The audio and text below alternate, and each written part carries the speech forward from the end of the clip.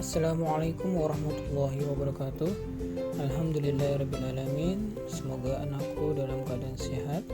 Pembelajaran PAI hari ini bab 5, dakwah Nabi Muhammad SAW pada periode Makkah dan keteladanan Khulafaur Rasyidin. A. Dakwah Nabi Muhammad SAW pada periode Makkah. 1. Peristiwa dakwah Nabi Muhammad SAW di Makkah. A. Kondisi masyarakat saat itu. Awal Nabi Muhammad SAW berdakwah di Mekah, masyarakat saat itu benar-benar dalam kondisi jahiliyah. Arti dari jahiliyah di sini yaitu menyimpang jauh dari ajaran agama dengan menyembah berhala. Benda-benda berhala yaitu Hubal, Latta, Uzza, Manat. B. Nabi diangkat menjadi Rasul. Nabi Muhammad SAW diangkat menjadi Nabi atau Rasul terjadi pada tanggal 17 Ramadan atau 13 tahun sebelum Hijriah atau 610 Masehi. Ketika beliau sedang bertahanut di Gua Hira, umur beliau saat itu 40 tahun. Letak Gua Hira yaitu di Jabal Nur, beberapa kilometer utara kota Mekah. Peristiwa pengangkatan Muhammad sebagai Nabi atau Rasul ditandai dengan turunnya wahyu yang pertama yaitu Quran Surah Al-Alaq surah ke-96 ayat 1-5 setelah turun wahyu yang pertama. Kemudian disusul dengan turun wahyu berikutnya yaitu Quran Surah Al-Mudaththir surah ke-74 ayat 1-7 yang berisi perintah Allah agar Nabi Muhammad SAW berdakwah menyiarkan agama Islam. C. Materi dakwah periode Mekah. Di periode awal dakwah ini ajaran-ajaran yang didakwakan berupa keesaan Allah Subhanahu wa taala, kesucian jiwa, hari kiamat sebagai hari pembalasan, persaudaraan dan persatuan. D. Strategi dakwah secara sembunyi-sembunyi. Rasulullah mengajak orang-orang terdekat di lingkungan rumah tangganya sendiri dan para sahabat dekatnya untuk masuk Islam.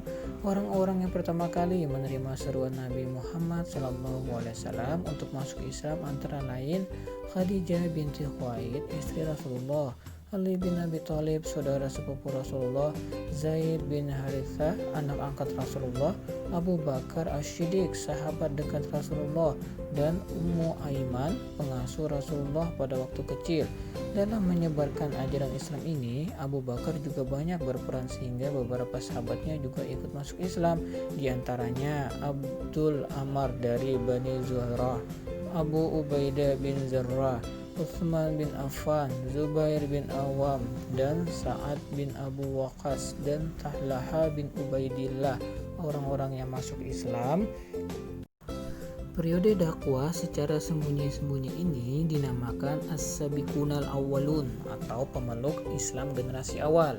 Dakwah secara sembunyi-sembunyi ini dilakukan selama 3-4 tahun.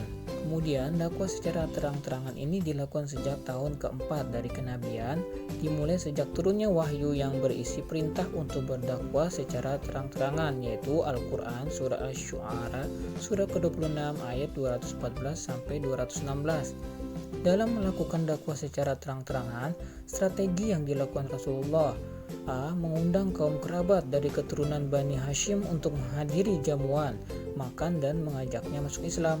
B. Mengumpulkan penduduk kota Mekah terutama yang berada di sekitar Ka'bah untuk berkumpul di Bukit Safa. 2. Sikap kaum Quraisy terhadap dakwah Nabi Muhammad SAW. Sebab-sebab kaum Quraisy menentang dakwah Rasulullah SAW di antaranya: A. Kaum kafir Quraisy keberatan dengan ajaran persamaan hak dan kedudukan antara semua orang.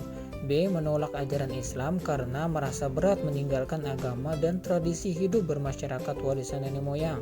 C. Menolak dengan keras ajaran Islam tentang adanya kehidupan sesudah mati, yakni hidup di alam kubur dan alam akhirat.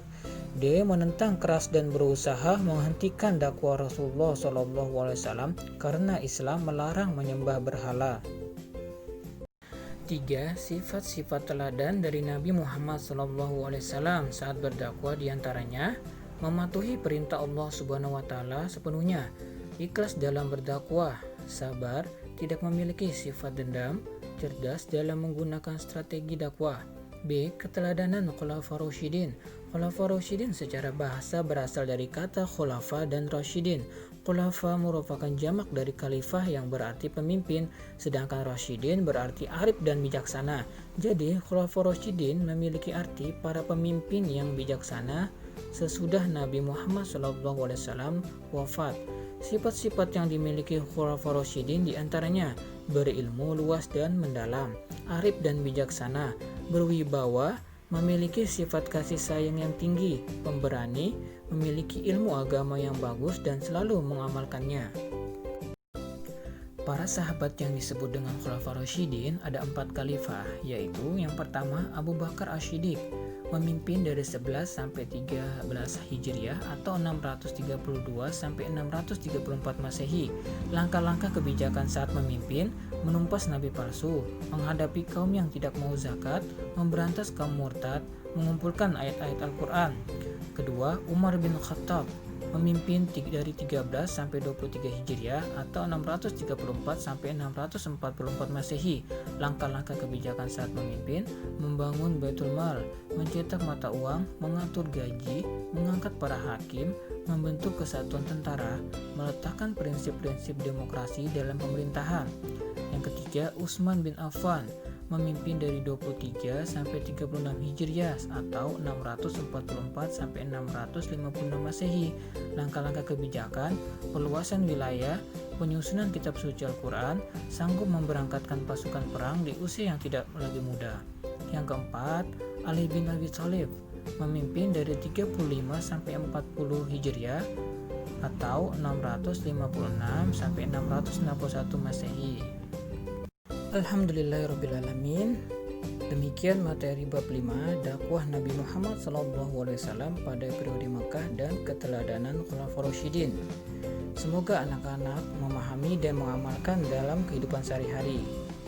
Dan Bapak berharap anak-anak semua membaca kembali bab 5 yang ada di buku paket Al-Islam. Bapak akhiri, Assalamualaikum warahmatullahi wabarakatuh.